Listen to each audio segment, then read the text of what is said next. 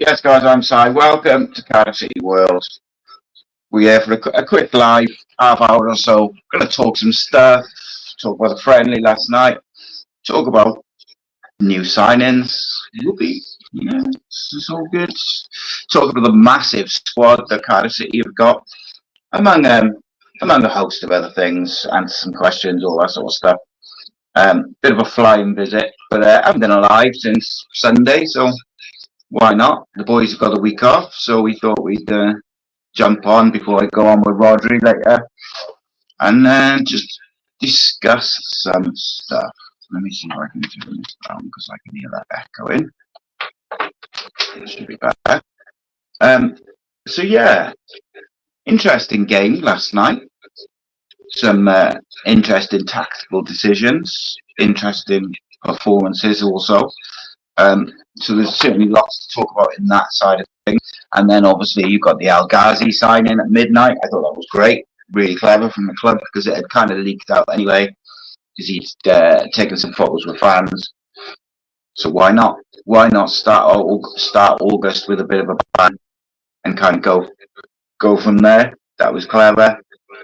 The Robertson one, I expect that to be done relatively swiftly now, to be honest with you, based on nothing more than really the way I was sort of told it last week and has been reported elsewhere is that he was second choice. The first choice was not available, so we moved on to Robertson. That was kind of moving along nicely, looked like he was going to sign, and then the first choice contacted the club and said, oh, actually, so they that slowed things down. I've seen a few people saying and reporting and like that it's not out of the question that we might sign Robertson and the other number 8. I mean, that seems wild to me because we've already got a very, very deep squad. We've already got to move some players out, and bringing in 2 first team number 8s with what we've already got, I think would be maybe too much, maybe, but certainly we need one who can really go. But then I suppose, what if you sign one and you get an injury or a suspension, or you're kind of back to the midfield that we had a few problems with last year. So can certainly see that. And let's start with the Reading game though. I had wonderful seats on the halfway line, nice and high up, so you could sort of see everything. Really enjoyed it. Thank you very much, by the way, to everyone who came and said hello and whatnot. Good to see you all. Good to speak to you. It was interesting though because it was there was a lot of young players in the squad, but I thought tactically it was really fascinating. I had said 6 weeks ago, maybe even longer, that I think there was a plan, and I heard rumblings that there was a plan to play Ruben off the right and give him a lot of freedom to go wherever he went. And that was what happened last night. To varying successes, I think positionally it worked really well. I thought the first 20 minutes, half hour, I thought Ruben was pretty good. There was aspects of his decision making still, which he has to improve that. But I thought overall he was lively, and I think that was probably one of his better performances in pre-season. He looked sharp. I thought Eli King really set his stall out to say, "Hang on a minute, I can be considered for this." Eli King would be my backup to Siopis. I think that would be my shout. If you want 2 in each position, I think I would use Eli as the backup for Siopis. I think he can do that job. He's mobile. He's disciplined. He's decent enough on the ball. He's a big boy. Yeah, I've been very impressed. That loan's done him a world of good. I thought Joel Colwell changed the game a little bit when he came on, because what he did when Joel came on is he just moves the ball really quickly, really simply. Sometimes it looks easy, but what he does is what we kind of had stopped doing in the middle part of the game, and just move the ball quickly. Tactically as well, what was interesting is we from early on in the game, we almost set up in like a 3-2-5 in possession. So you had sort of 5 across the front line.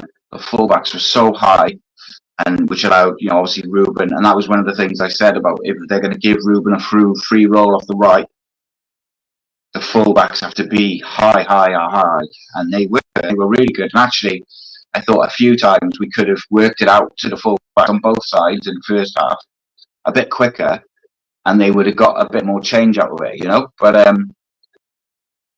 I thought systematically and tactically I was really excited to see that, because that's a genuine change to Bulut's tactics from last year.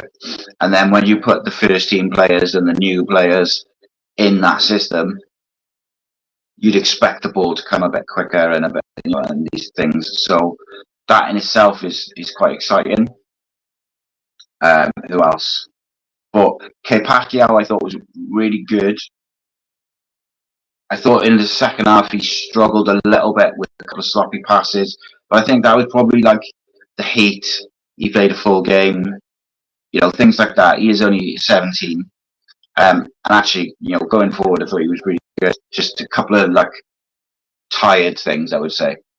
But he's given, him, Conte, and Giles have given the manager something to consider if he is looking for a fullback, because Louis Giles, by the way, within his little cameo, put 2 absolute world-class crosses in, something we hadn't done all game. And I mean like that, world-class crosses. One we scored from, there was one just before. His crossing is superb. And look, he's super highly rated. With O'Dowd in the squad and Collins in the squad, can you afford to have Louis then as the backup? Obviously, you've got Bagan. You've also got Davis, you've got Pacquiao, you've got Conte. Conte, I think, is an interesting one, because obviously did very well in the first team last year. He's done all right in pre-season, but also he is almost like your replacement for Romeo, in that he can play a range of positions. So he can play fullback, but he's actually a midfielder by trade. So there's it's a difficult one. Like we have to move players out. We've got far too many players at the moment, and if you think like Errol's looking to bring in at least 3 more, maybe 4, and does that include the loans? Because we've got 3 loan spots there as well. Callum Robinson, I was very critical of him last year, and as I've talked about recently, like I've heard from various people, like how good his attitude has been, how good, how spot on his mentality has been over the summer. Everything, his form has obviously been good, and he looked super sharp last night. His pressing, his work rate, his link-up play, and he's playing with a smile on his face. And there was even there was a point where Ruben should have played him in, and Ruben dribbled to the side to try and get a shot off himself. And he told Ruben, and last year I felt like it would have been a kind of arms waving, frustrated, that sort of like a negative body language sort of way of telling him. But it was like he was just telling him, "Come on, I'm there. Let's do it quicker," sort of thing. And that's good to see. My only criticism of Robinson, and it's nitpicking a little bit, and actually it was my son who was pointing it out to me, is too often he goes way too early when he's offside. So he just needs to fine tune that a little bit. But in terms of his movement, his work rate, his link up play, because he can drop in deep and he can also go in behind. I actually think Cardiff look better with a striker who's mobile and can do that, whether that be Isaac, whether that be Kanga, whether that be Robinson. Someone who can get in behind and go short, I think, is going to be vital to the way we play. And people have got to be patient as well. Yes, we've made 4 quality signings. Willock is coming in slowly. It's going to take him time. He's looked pretty good in his cameos. Chambers, again, going to take, they haven't, Chambers, El-Ghazi, they haven't played a lot of football over the last 12 months, so you've got to give them time to get up to speed. And the good thing is that the players who are there already are doing quite well. So I think that, all things considered, is pretty exciting. Now, the one thing that Joshua's just made a good point, which is something I was going to talk about next. He says, he says he doesn't see Bulut using traditional wingers. He seemingly likes his wide players to float inside. That's the fullback providing width. Hopefully Collins has a good season. I think he favours O'Dowda at left back. I think O'Dowda will end up playing left back because I think there's other options out wide. The problem with O'Dowda is he going to be fit for the whole season? Hopefully, because I think he's a quality player. So, if you notice, Keane Ashford stayed a lot wider than Ruben did last night. And the only real defensive work that Ruben was doing was if he lost the ball, he would obviously chase back. Other than that, it was a mark space, block, passing lanes. It's like, so when we lost the ball, he would just go over to the right and kind of mark the space, give a bit of protection, but he wasn't doing what was expected of him in the middle. And what worked quite well last night was with Turnbull in the 10, Turnbull dropped a little bit deeper, and that created a space between Robinson and Turnbull for Ruben to just go and drift into. And I think that I saw some people worried that Ramsey had been traded deeper in some of the pre-season friendlies. I don't necessarily think that was a case of we're going to play Aaron at number 8. I think it was more, get him dictating from a bit deeper to create that space for Ruben to come off the right all the time, because I think we've got so many options that I don't think it's necessarily like that's the option.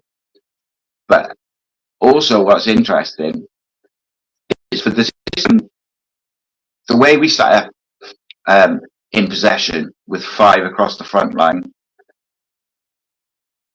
you have to have attacking fullbacks. So Jamal Collins will have to either find his repertoire from when he was first signed by Cardiff, or it's going to be O'Dowda, Giles, Conte, Capaccio will play right and left, although obviously he's generally a right back. That system in possession really suits Capaccio because he's so good going forward and he's so quick. One of my concerns for the season is I think I still don't really see where Mate fits in the way we were looking to play and the system we're looking to play. There's a point where Capaccio was driving forward and he wanted an option in behind the fullback, and Mate was not going or couldn't go. I don't know what it was.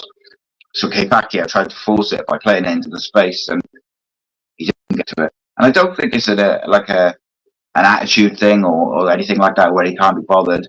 He's a massive, massive unit of a guy. He's not known for his electric pace. I think he's a winner who prefers to kind of get on the ball and link up play rather than beat a man. But I just think there's better options on the right than Mate, and I don't see him playing through the middle. So I'm concerned where he'll get his time, if that makes sense. Because in my eyes, you've got Ruben is ahead of him. Isaac Davis is probably ahead of him on the right. Then you've got Willock, you've got Ashford, you've got El-Ghazi when he's up to speed is going to play off the right. All of those guys to me will be in front of him. And then obviously got the left hand side as well. Can he play through the middle? Well, yeah, he can. But we saw last year his link play was excellent, but he wasn't able to get him behind, and his finishing wasn't great. And now you have Robinson back to full form and motivation. You have the new signing in Kanga, who probably gives the more physical side of things as well. And you've got Isaac. So again, it's not that I don't like Mate. I'm just not sure where he fits in.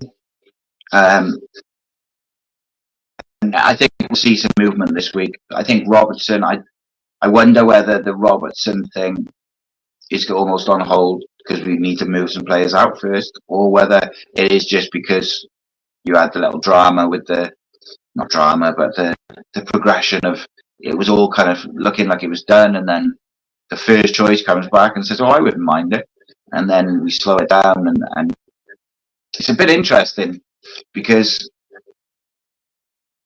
we're gonna have to get rid of some players, whether permanently or on loan.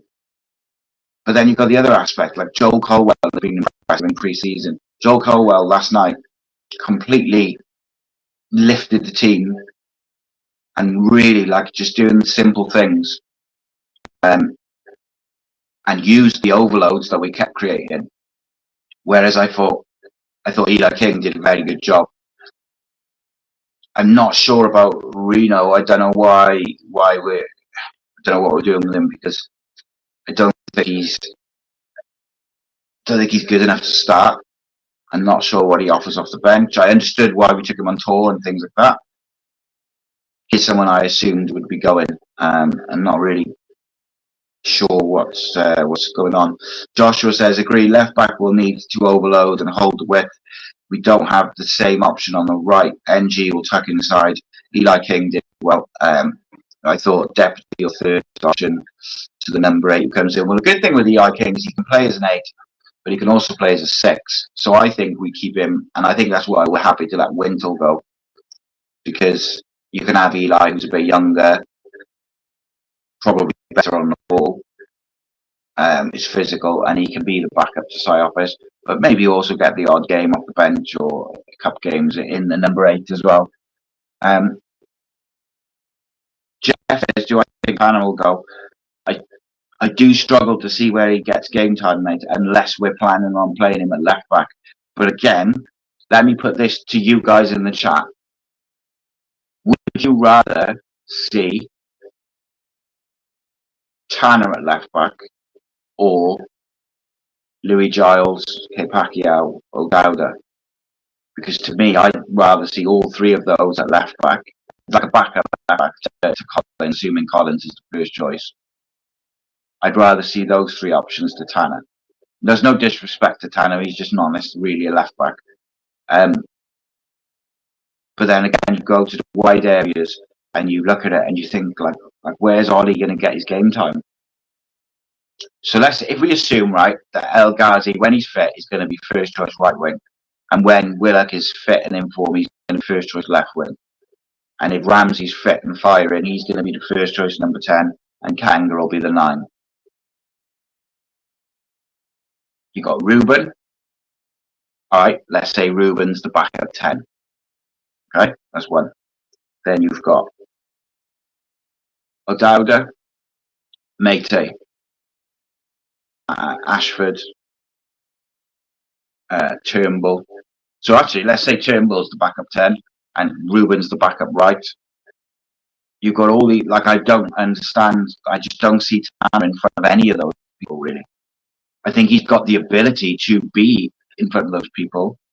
But most of all, I think he needs play to play.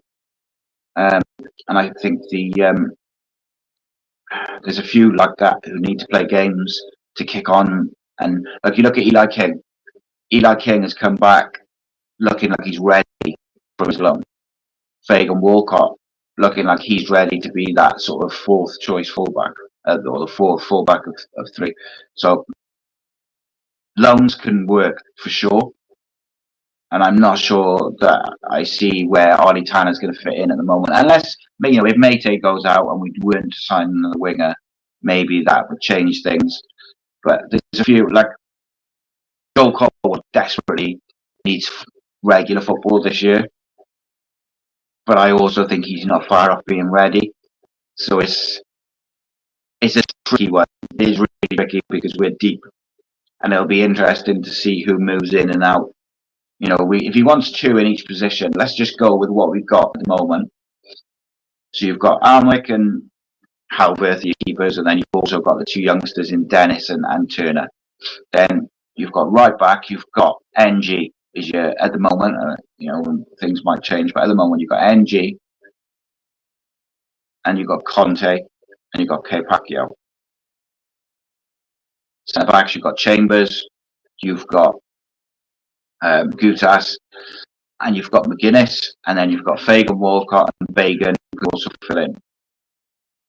Left back, you've got Jamaru Collins, Louis Giles, Davis, O'Dowda, there's a few, and you've also got Pacquiao who can do the left as well. And this is the thing. Who would you back? Let's assume NG and Collins are your full first choice fullbacks. If he wants two in each position, bearing in mind the way we're setting up in position with high fullbacks and we're going like that 3-2-5, who would you like to be the first team backup fullbacks? Because whoever the backup fullbacks are, the other options are probably going to go out on loan, the younger ones. And this is it. Like, you look at Eli King looks ready, Isaac Davis looks ready, Fagan Walcott is getting there, and the loan has done him a massive good. Someone else as well, I can't remember who it is. But so I think like Tanner, as much as I would like to keep Joel Colwell, I think probably he would benefit more from going to Cardiff or to Scotland or League One and play 30-40 games this season, because he'll come back and he'll be ready to go into the starting 11. Like, Joel Colwell is that good that when he plays regular football, there'll be no turn back, in my opinion. But he's probably not going to get it for us this year, unless he gets an opportunity at the start of the season because we haven't got an 8 in or something, and he just grabs it with two hands and says, "Nah, drop me now." But generally speaking, I think it's unlikely he will be able to break into the first team regularly and play enough football. I mean, like, I'm sure he'd be on the bench, but is he going to get on? So again, I'll say, like, who would your backup left back be in terms of, so out of the youngsters, the young fullbacks, Conte, Giles, Bagan, and Pacquiao. Which ones would you keep? Which ones would you loan?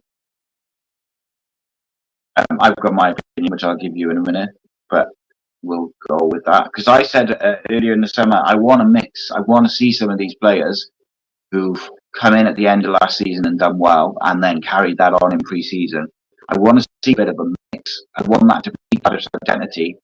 There's no point in having this big, beautiful academy set up if we don't give the academy players opportunities to play football. Now, we can't give them all an opportunity this season, so some will have to go out on loan. Joshua says he would have Jamaru Collins and O'Dowda left, NG and Chambers right. I'd play Conte further up the pitch on the wing, his natural position, such a gifted footballer. Yeah, I've really been impressed with Conte. He's mad though, like, in his a lot of his academy games seem to be in central midfield. Which, I know you can play wide, but he's so technically gifted, 2-footed, composure out of this world for someone so young.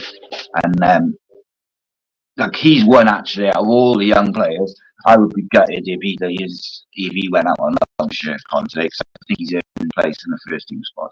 And I also think it makes sense to have him because he's a proper utility player who can play a range of positions. Louis Giles' delivery, man. Like, I know Louis Giles don't be young guy, and he maybe isn't as ready as Pacquiao in some aspects, but his delivery from crossing, it stands out so much. But again, will he benefit more to play in 20-30 games at Cardiff or League One or Scotland and play him week in, week out, than he will play in the odd 20 minutes and cut games behind O'Dowda and Collins? But then we probably have to keep one young fullback, because there is question marks over whether O'Dowda can stay fit all season. So Bagan, Jeff says, Bagan is back. I thought Pacquiao was a bit sketchy last night defensively, but he's such a huge prospect. I just thought he looked a little tired, mate, to be honest. But yeah, that's what I said earlier. I thought he was a little bit sketchy at times. But generally speaking, in that 3-2-5 setup in possession, you kind of need fullbacks like Pacquiao and others who are going to go high and wide. Conte's and Bagan at centre back is an interesting one. I didn't realise how big he is. He's good on the ball. I assumed when we first signed Chambers, I assumed he was going to be kind of Perry NG's replacement, and Perry NG was going to go. But it does seem like we signed him as a centre back, which he's very, very capable of playing. So it's a deep old squad. It's a deep old squad. So going back to the kind of conversation we're having, who would loan keep wise? Right, let's go through them. Pacquiao, I think I'd love to keep him. I really would love to keep him and him be the backup to NG. I think it's unlikely, realistically. He's a 17-year-old lad. So I think he might go on loan. But then his ability to play both sides maybe also keeps him there in case there's an issue with O'Dowd or whoever. Fagan Walcott, I think probably depends. I think one of him and Fagan will stay, and one of them will go on loan or not. So for me, because I just think Fagan Walcott is, I would assume, was going to be the fourth choice centre back, Chambers, McGuinness, and Gutas. But O'Bagan was showing that he can do a good job there, an interesting one. But I don't see us holding both of them. So it'll be interesting.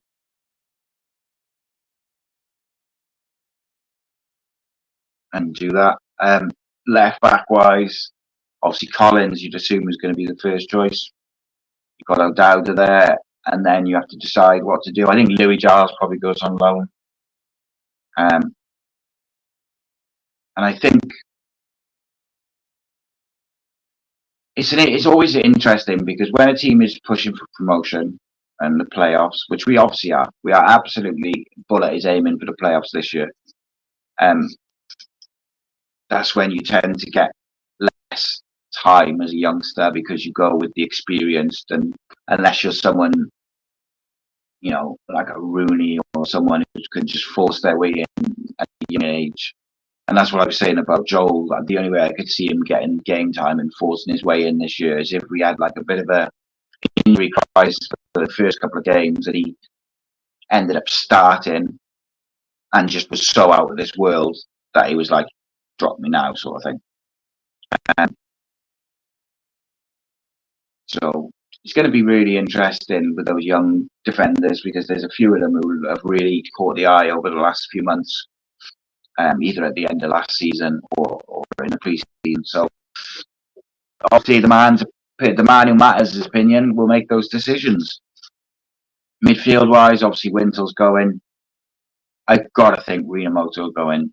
Like I don't understand why or what they're doing with him really, because I thought, like yesterday, I thought Eli King was way better than him. I thought, and it's not personal by any means. You know, I've heard he's a lovely guy, by the way, Rinamoto, but like when I look at it from a football point of view, Eli King, I'd have rather seen Eli King in the 6 and Joel Colwell in the 8. Joel Colwell changed the game for us, I thought. Like, just his ability to move the ball quicker.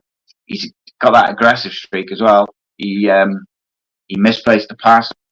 Someone gave him a hospital pass and he went flying on the ball back. He's definitely got that bit of competitive nature in him. And he just looks fit and sharp and athletic. He's definitely filled out well. So yeah, I think Eli and Siopis will be the 6s, I think, like your choices at 6. And then you're gonna have Robertson or whoever the new number 8 ends up being.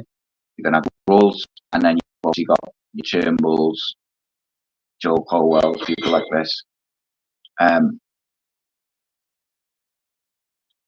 fascinated by it all. I've got to say, we're so deep. I think, let's be honest, I think Robinson has probably almost thrown a spanner in the works in a good way by coming back so motivated and showing the attitude that we all wanted to see last year. He's clearly fit as well. Obviously had some injury problems.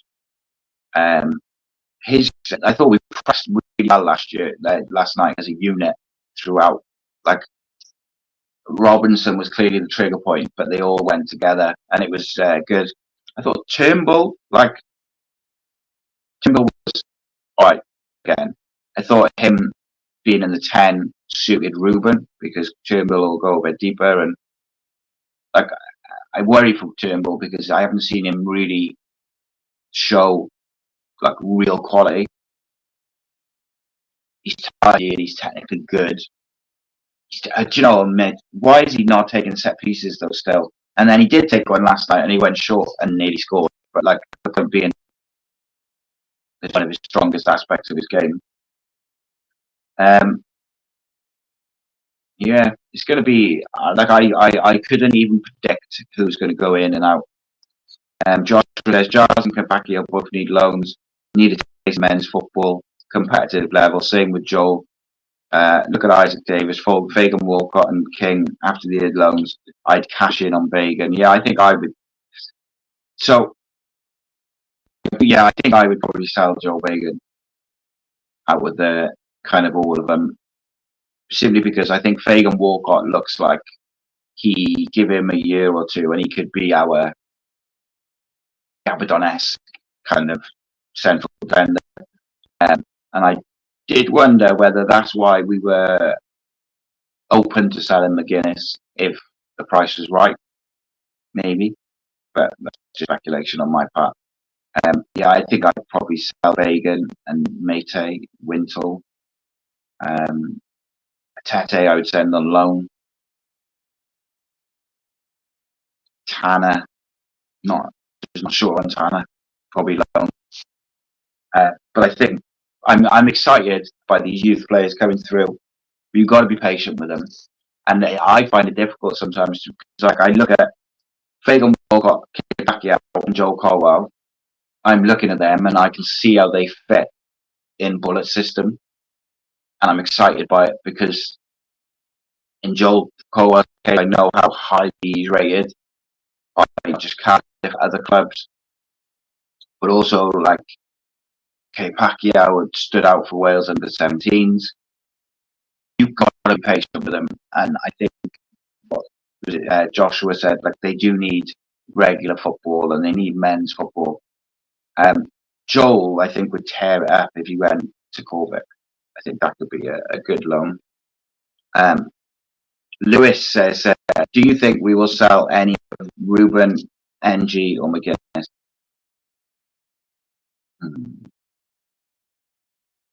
You'd asked me at the start of the summer, I think one of them will be sold and it'll probably be NG.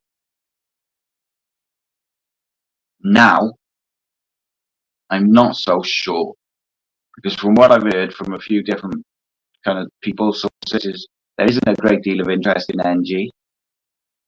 McGuinness is only for sale for sort of 7 or 8 million, and that scared his suitors off. And same sort of thing for Ruben.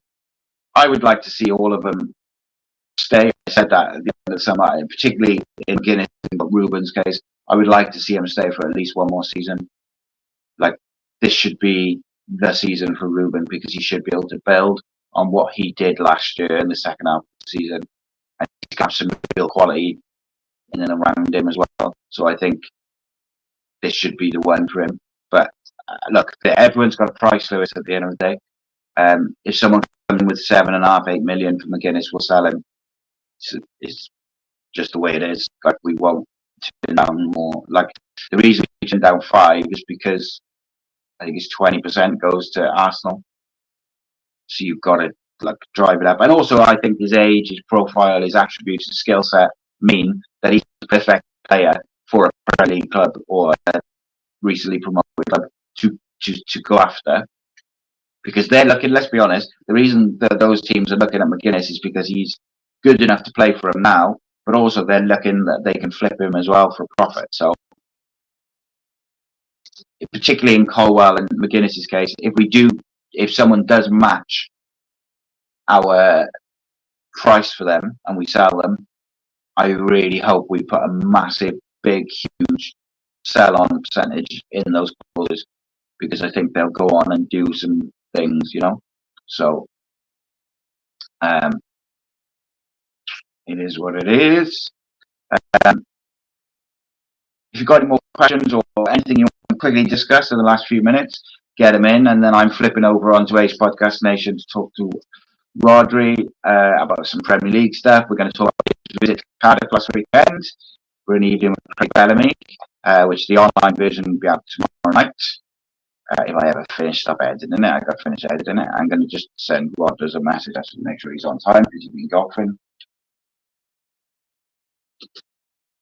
Make sure he's good for 8 o'clock, because if he's not back yet, then I'll hang around on you for a bit longer. So some of the comments. Paul says, K Pacquiao, I say, will come good. He's young. I'd probably one youngster that may go on to bigger things. Cardiff may use him wisely, but happy we can get some quality along with Conte, who I think will stand out this season if played regular. Yeah, it's going to be really interesting. See, I don't think Periengi's fit at the moment. So if he's not fit, if Periengi's not fit for the first game of the season, who's your right back? There's a question for the chat. He says, like the one problem, like I'm so impressed with the signings we brought in, like really, really impressed by it. I think the one potential issue that we have is some of the new signings are not quite going to be ready to start games and hit the ground running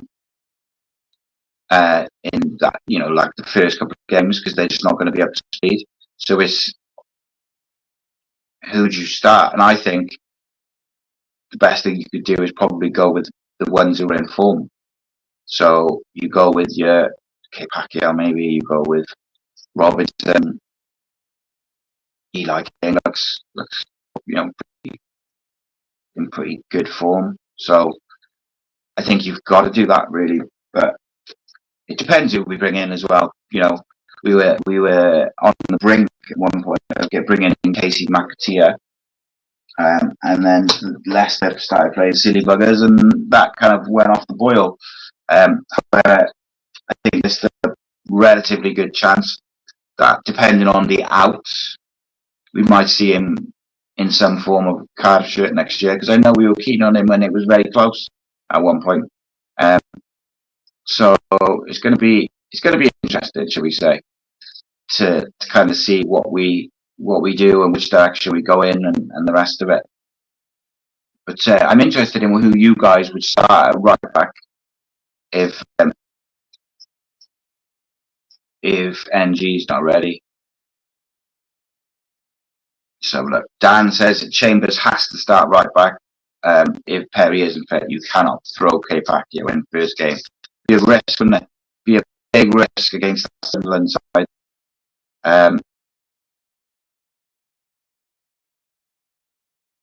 Yeah, I think I've got a video coming out next week talking about whether Bulut's cooking up a slight little different system in like a 3-5-2 or a 3-5-1-1 or 3-4-3 by some of his signings. He looks. So yeah, I tend to go with Chambers at right back unless he switches the system. But like that formation that we kind of played in possession last night, the wingers were so high that it was almost like, you may as well play 3-5-2. But I like it. I like the way he's clearly going to be more aggressive. Just from the setup in possession, you can see that he's going to be a lot more aggressive in how he goes about it. And maybe, you know, he just needed the players, the depth to be able to do it. James says, is it Halworth at risk of losing his spot? Well, mate, I think Alnwick was very lucky to lose his spot in the first place. I think Alnwick has to start the first game of the season as we stand. I don't. Yeah, I really, unless, yeah, no, I think Alnwick's got to start. I really got to start the first game of the season just based on form, quality. I thought he did a good job sweeping up actually behind the defence last night as well. So it's definitely interesting, isn't it? Like in terms of like we've got such a deep squad. Who starts? Who doesn't? It's just it's a weird one. It's a weird one. I would be disappointed if we loan out all the youngsters. I really will be disappointed if none of them are involved in the first team. So I would loan out Dewey Giles, Kapakio, maybe Kapakio. I'm not sure about that. I would loan out Dewey Giles. I'd loan out Joe Colwell because I think they'll benefit more. Tanner, I'd probably loan. Fagan, I'd probably sell. Mate, I'd probably sell, and I'd probably one of the right loan as well. I can't remember who it was. But yeah, look, it's exciting and optimistic times for if you're a Cardiff City fan, because you're looking at it, you can see what he's trying to do, and you can see what he's trying to build. So, you know, I'm guilty of being pessimistic at the best of times, but that's from years and years of like disappointments and watching us be run like shambles. And look, we all criticise the board and the transfer committee and the rest of them. We are very quick to jump on them, but to give them credit for how they've gone about their business this summer. They've got their targets, they've gone out and they've got them. El-Ghazi, Watford went in with a last minute bid and offered him a boatload of cash, and he turned it down to come to us. So not only have we signed Chambers, El-Ghazi, Willock, these kind of guys who they all want to be here, and that's what you know, Kanga. They all had options to go elsewhere. They were all wanted by other teams, and they chose to be here. They want to be here. And I think that shouldn't be underplayed. Having players who want to be at your football club is massive, massive. You know, look at Callum Robinson. He could have easily just kind of gone in the summer and phoned it in, and they wouldn't. You know, no one would have been surprised. But instead, he got his head down, came down, worked through the summer, and has come back with this beautiful attitude, and he's reaping the dividends for it because he's scoring goals and he looks sharp and he's linking up with the players who he wasn't necessarily linking up. He's finally playing as a 9, which I think probably helps in terms of his own form and how he feels. But look, it's exciting times. You know, try not to get carried away, but it is generally quite exciting. That's what I'll say. Guys, it's been a pleasure. Thank you very much for watching. Check out the video I done yesterday. Tomorrow night we have on what do we have in Cardiff City World tomorrow night. And he's got a video out giving his predictions where he thinks everyone in the league will finish. Obviously, it's done before certain signings and things like that. So, you know, bear with him. But I'm looking forward to seeing it. Been interesting. And on Next Podcast Nation tomorrow night, we obviously have an evening with Craig Bellamy out live on the channel. So please go and check that out. Please share it, spread the word, etc. Like those shares and retweets and all the rest of it. I can't tell you how much that helps for both Cardiff City World and his podcast nation. So stay tuned. If you want to carry on talking football with myself, I'm going over to Ace Podcast Nation straight away now, and going to talk all things kind of Premier League and a bit more broadly. I'm sure we'll talk about Cardiff and we'll talk about last Friday and everything else. But we're going to have a good old day, a good old sort of 45 minutes or so. So come join us over there in just a second. Nice one.